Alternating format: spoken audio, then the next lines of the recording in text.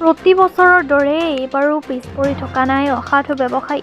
এইবাৰো ৰমজান মাহৰ সুবিধা লৈ একাংশ অসাধু ব্যৱসায়ীৰ মূল্য বৃদ্ধি কৰিলে আছে এটা নিৰ্দিষ্ট বিভাগ, কিন্তু কাণ সাৰ নাই।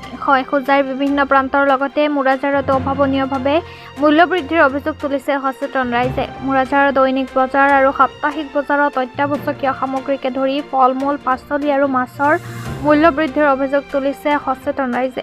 খোজাই জিলা প্ৰশাসন তথা যোগান বিভাগে ব্যৱস্থা গ্ৰহণৰ দাবী জনাইছে স্থানীয় গ্ৰাহক ৰাইজক।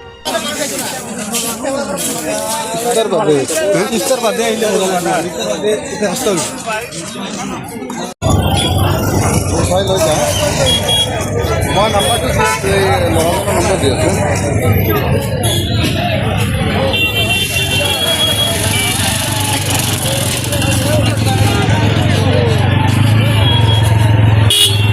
দিন অভাৱনীয়ভাৱে মূল্যবৃদ্ধি হৈছে।